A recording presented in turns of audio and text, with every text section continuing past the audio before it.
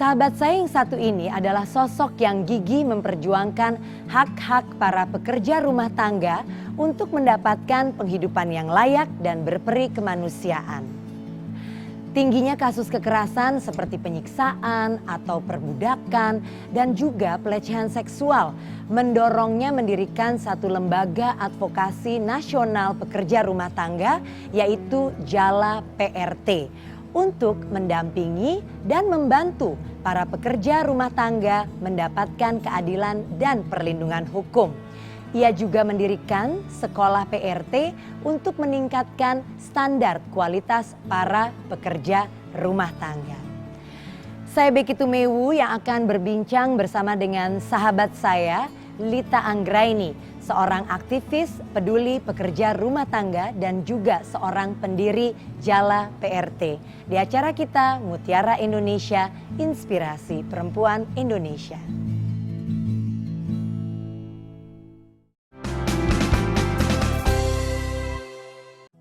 Mbak Lita, apa kabar? Kabar baik. Baik ya. Ya. Aduh, jaga kesehatan terus ya. Kalau enggak nanti nggak bisa berkarya untuk ya. Meskipun saya gemuk ya. Tapi yang penting sehat ya. Oke, sibuk apa sekarang nih Mbak Lita? Ya seperti biasa ya. Sekarang sibuk dengan kan PRT ya. Untuk apa? Mengorganisirkan kan PRT, bagaimana mereka berserikat, kemudian bagaimana kita menyelenggarakan sekolah, dan yang ketiga juga sangat penting adalah bagaimana kita mengadvokasi Undang-Undang Perlindungan Pekerja Rumah Tangga dan Konvensi ILO 189 tentang kerja layak PRT. Oke. Ya, tiga hal itu yang terus menerus ya kami lakukan bersama kan PRT. Oke. Ya. Nah, Mbak Lita ini kan memang sudah dikenal sebagai aktivis yang berkecimpung cukup lama untuk isu hak-hak PRT ini ya Mbak Lita ya. Kurang lebih 20 tahun ya. Ya.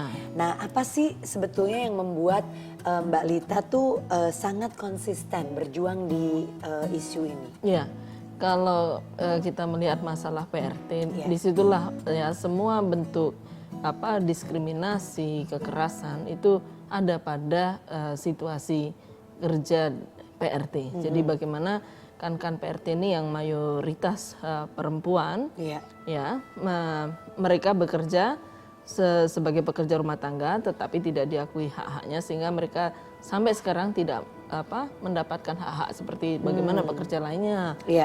Dan itu satu proses yang panjang untuk bagaimana bisa merubah sistem supaya ada perlakuan, penghormatan dan perlindungan terhadap pekerja rumah tangga. Oke. Nah, Mbak Lita, apakah benar bahwa Indonesia ini termasuk salah satu negara yang jumlah PRT-nya sangat tinggi? Iya, sampai sekarang memang tidak ada data resmi dari pemerintah terhadap pekerja rumah tangga karena mereka dikecualikan kan, sebagai pekerja. Dan tapi kami melihat bahwa di dalam data BPS ini kan ada tingkatan rumah tangga, ada rumah tangga sejahtera plus ya.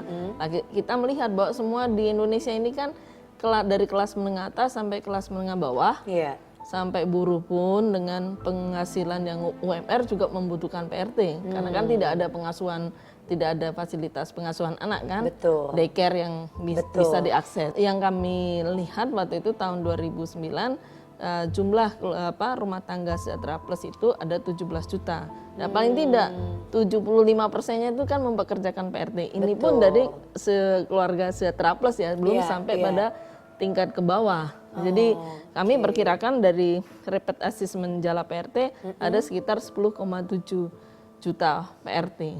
Oke, kita akan teruskan obrolan kita ya Mbak Lita, tapi saya ingin ajak dulu nih pemirsa untuk mengikuti kira-kira gimana sih keseharian ataupun aktivitas kesehariannya Mbak Lita. Mari kita saksikan bersama-sama.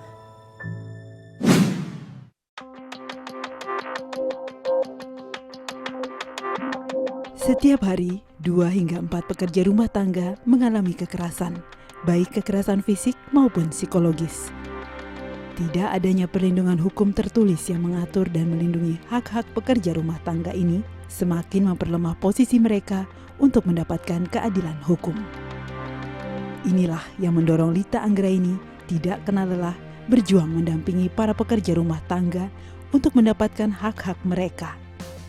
Lita mendirikan Jaringan Advokasi Nasional Pekerja Rumah Tangga, JALA PRT, pada tahun 2014. Sebuah organisasi yang memberikan bantuan advokasi dan juga menjadi wadah edukasi bagi para pekerja rumah tangga untuk meningkatkan skill dan juga pengetahuannya. Sejak tahun 2004, bersama JALA PRT dan organisasi perempuan lainnya, Lita mendesak pengesahan rancangan Undang-Undang Pekerja Rumah Tangga yang di dalamnya mengatur poin-poin perlindungan hukum bagi kesejahteraan dan keadilan PRT sebagai pekerja. Ya, posisi para pekerja rumah tangga yang lemah karena statusnya sebagai pekerja domestik yang tidak diatur undang-undang membuat kasus-kasus kekerasan seperti perbudakan, jam kerja yang tidak terbatas, perdagangan manusia, upah tidak dibayar, dan juga kekerasan fisik dan psikis semakin sering terjadi. Selain aktif memberikan advokasi, bersama JALA PRT, Lita juga menginisiasi berdirinya Sekolah PRT, sebuah sekolah informal yang memberikan pengetahuan seperti bahasa, keterampilan, dan juga belajar untuk mengenal hak-hak mereka sebagai PRT, mengenal tindakan kekerasan, hingga bagaimana cara melapor ke polisi bila menerima perlakuan yang tidak baik oleh majikannya. Sejak didirikan, JALA PRT sudah mendampingi lebih dari 3 juta PRT yang tersebar di seluruh Indonesia. Lita berharap JALA PRT bisa memberikan harapan baru bagi para pekerja rumah tangga di Indonesia untuk mendapatkan kualitas hidup dan masa depan yang lebih baik.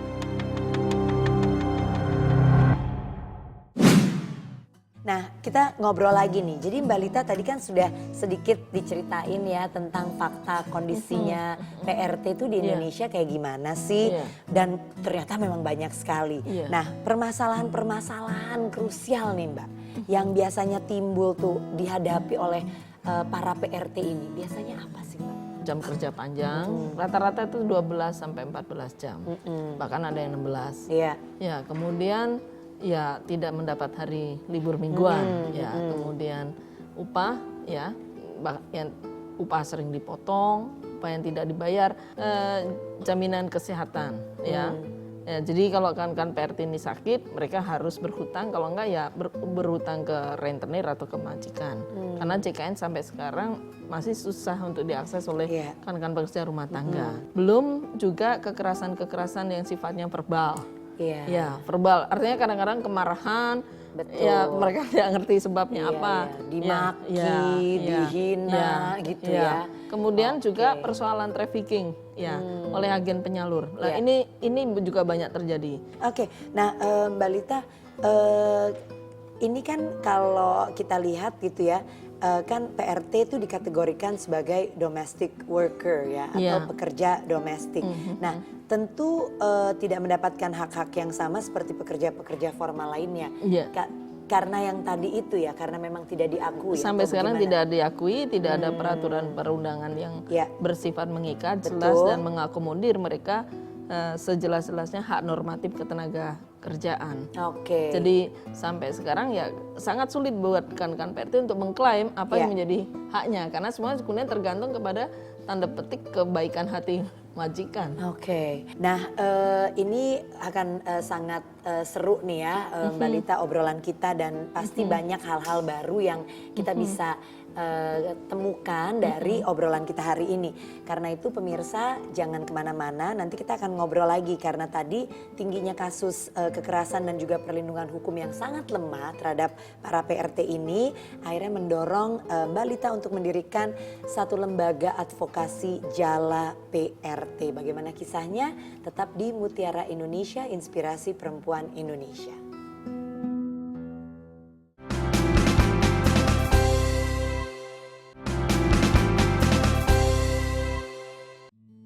Ya pemirsa, kembali lagi di Mutiara Indonesia, Inspirasi Perempuan Indonesia bersama dengan saya Becky Tumewu yang tengah berbincang seru nih dengan sahabat saya yaitu Mbak Lita Anggraini. Beliau adalah pendiri JALA PRT. Apakah itu? Ya itu dia nanti yang akan menjadi cerita kita ya.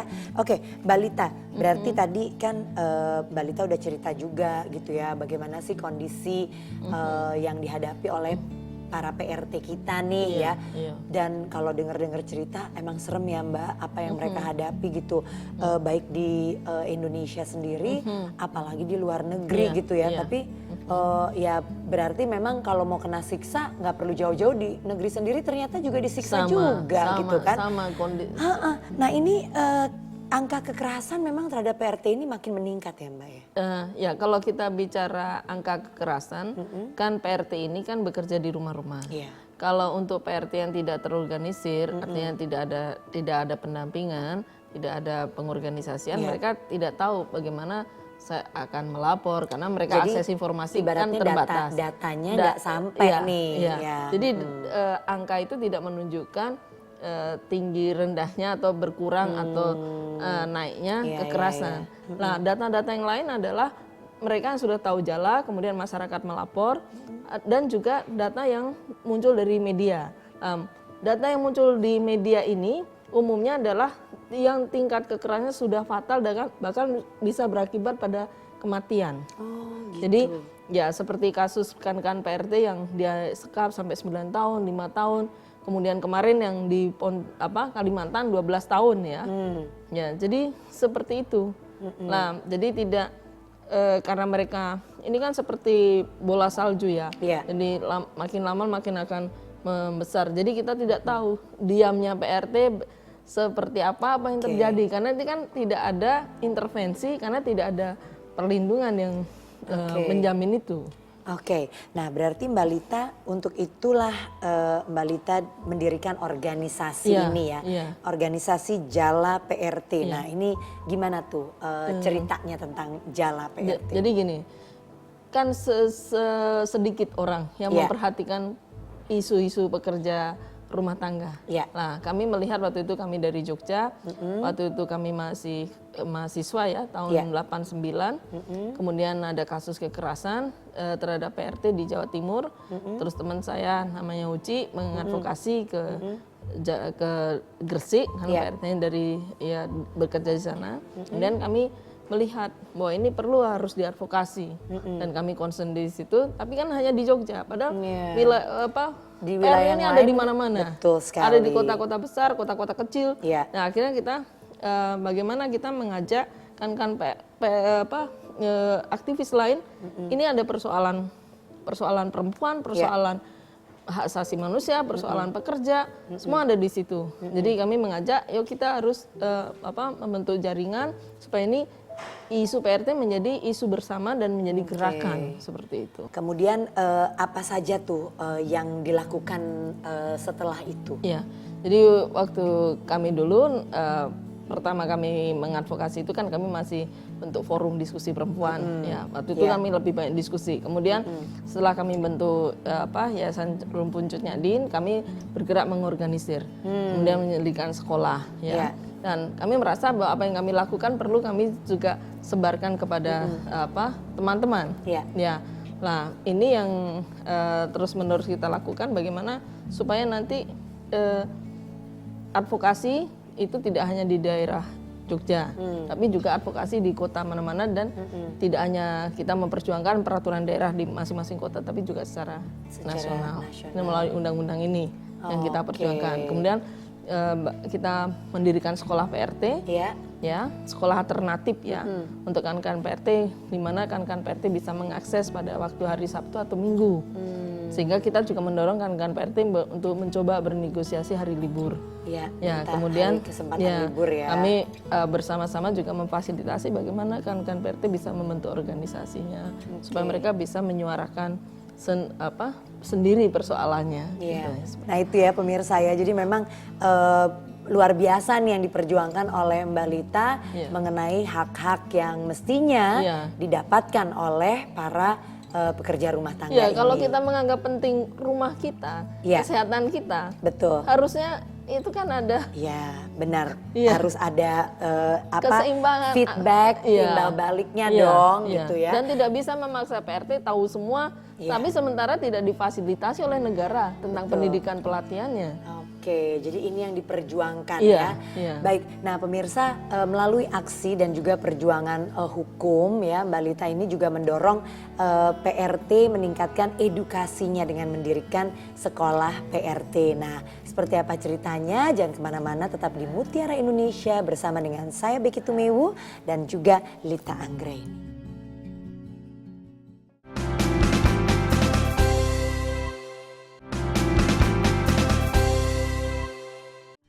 Ya, kita lanjutkan kembali obrolan kita di Mutiara Indonesia, Inspirasi Perempuan Indonesia, pemirsa bersama dengan Lita Anggraini, founder dari Jala PRT. Nah, Mbak Lita, tantangan apa sih yang Mbak Lita hadapi bersama dengan teman-teman gitu ya, dalam mengorganisir ya para PRT ini untuk memiliki, supaya mereka memiliki gitu loh kesadaran akan hak-haknya. Iya. Yang pertama tentu saja terkait dengan karena tidak ada perlindungan, maka mereka akses ya, akses untuk bisa mereka keluar, bergabung dalam aktivitas organisasi dan sekolah. Karena mereka semua masih tergantung pada izin mancing, kecuali PRT sudah bekerja tidak tinggal di dalam. Nah, kalau PRT yang tinggal di dalam itu yang paling sulit karena mereka susah untuk mendapatkan izin dari majikan. Dan rata-rata majikan juga khawatir kalau PRT saya bergabung nanti terjadi perubahan. Ada kesadaran, ada tuntutan seperti itu. Nah, tapi kalau PRT part-time ada juga mereka mengalami kesulitan. Kalau ada majikan yang tahu, oh PRT saya udah bergabung, mereka bahkan ada yang memberhentikan. Seperti kemarin Mbak ceritakan kan PRT ya, ketika PRT tetangga cerita bahwa PRT tersebut mengikuti organisasi, kemudian diajak kan, kemudian PRT tersebut mengatakan daripada kamu nanti jadi tahu semuanya, mendingan kamu kupecat. Jadi kalau kamu mau ikut ya kamu kupecat. Jadi seperti itu. Jadi ancaman-ancaman ya. Jadi itu yang paling sulit ya. Nah, berarti Mbak Lita memang kan salah satu masalah yang krusial ini kan adalah rendahnya pendidikan ya untuk para PRT ini. Tingkat pendidikannya rendah, mereka juga datang dari kelompok yang boleh dikatakan keterlanda kemiskinan gitu, yang membuat juga mereka memilih menjadi PRT. Nah, kemudian Anda dan teman-teman mendirikan sekolah untuk PRT-PRT ini. Nah, mengapa Anda memilih untuk memberikan bantuan program pendidikan? Ya, sebenarnya sekolah ini hal yang paling mendasar ya. Harusnya sekolah ini diselenggarakan oleh negara, tapi pemerintah ya. Kami mengambil inisiatif itu karena hal itu penting. Jadi bagaimana sekolah itu adalah sekolah untuk kita membangun pengetahuan dan kesadaran bersama dan sikap ya, sikap untuk bagaimana kita sebagai PRT kita memiliki persoalan, bagaimana kita harus berjuang untuk melakukan perubahan-perubahan perubahan terkait bagaimana kita bisa mendapatkan hak-hak kita, bagaimana kalau kita menghadapi masalah, dan juga perubahan-perubahan bagaimana di dalam keahlian kerja kita sebagai pekerja rumah tangga. Jadi memang itu yang ditawarkan ya kepada mereka. Dan di sini interaktif, kita semua sama-sama saling belajar. Jadi proses untuk bagaimana kesadaran ini tidak hanya datang juga dari kan PRT, tapi juga kita semua yang penggiat atau aktivis yang terlibat. Mbak Lita tuh gimana sistemnya tuh Mbak? Sistem belajarnya? Iya, seperti di sekolah-sekolah PRT ini mereka kan PRT ini datang pada hari Sabtu atau Minggu, tapi mayoritas hari Minggu. Ya, itu pun dengan perjuangan mereka setelah mendapatkan libur. Dapat off gitu ya. Dan untuk PRT part-time misalnya di sore hari. Nah, kemudian kalau teman-teman ini sudah bisa bernegosiasi, mereka yang part-time kadang-kadang kita menyelenggarakan sekolah seminggu bisa 2 kali 3 kali terkait dengan kebutuhan kalangan PRT. Nah Mbak, sejak didirikan gitu ya sampai sekarang, apa yang Mbak Lita lihat gitu perubahan perubahan yang Mbak Lita lihat dan ya pastikan perubahan sekecil apapun adalah perubahan yang sangat baik gitu ya, apalagi kalau dia memang jalannya benar gitu menuju ke hal yang lebih baik gitu. Nah, perubahan apa yang paling Mbak Lita perhatikan? Kalau perubahan-perubahan yang terjadi adalah perubahan ya semakin bertambah kan PRT yang mengakses sekolah ya. Artinya satu orang kan PRT mengajakkan, itu kan sudah ada kesadaran bahwa sekolah ini penting buat kita semua. Ya, artinya juga yang tadinya hanya satu kota sudah menjadi di mana-mana gitu ya. Tapi untuk perubahan yang lain seperti dalam hal peraturan perundangan yang sampai sekarang belum terjadi perubahan yang signifikan. Jadi ini yang kami akan terus memperjuangkan supaya negara ini menjalankan perannya, tanggung jawabnya untuk memberikan perlindungan, pemenuhan dan penghormatan terhadap pekerja rumah tangga gitu. Oke. Nah Mbak Lita, terakhir nih Mbak, harapannya Mbak Lita ke depan itu terkait dengan perjuangan untuk penegakan hak PRT ini bagaimana? Ya, jadi bagaimana penting dan mendesak pemerintah ini dan DPR konsisten dari menegakkan perlindungan baik untuk PRT yang bekerja di dalam negeri ataupun di luar negeri. Jadi kita sama-sama memperjuangkan perlindungan hak-hak PRT sebagai pekerja rumah tangga. Oke, jadi diawali dengan mestinya ada undang-undang yang mengaturnya supaya lebih jelas gitu ya Mbak Lita ya. Ya, juga ratifikasi Konvensi ILO nomor 189 untuk situasi kerja layak PRT, karena itu juga berlaku untuk PRT Indonesia di luar dan juga untuk PRT yang bekerja di dalam negeri. Oke, baiklah kalau begitu. Nah ini pemirsa, berarti kita sudah mendapatkan cerita ya dari Mbak Lita yang bersama dengan teman-teman betul-betul memperjuangkan hak-hak dari pekerja rumah tangga ini. Dan saya setuju sekali sih kalau dikatakan bahwa ya pekerja rumah tangga ini kan juga sudah menjadi bagian dari setiap keluarga ya Mbak Lita ya, di negeri kita ini. Jadi memang roda perekonomian yang berputar di sekitarnya itu sebenarnya sudah besar banget. Jadi memang harus ada nih undang-undang yang melindungi hak-hak mereka gitu ya.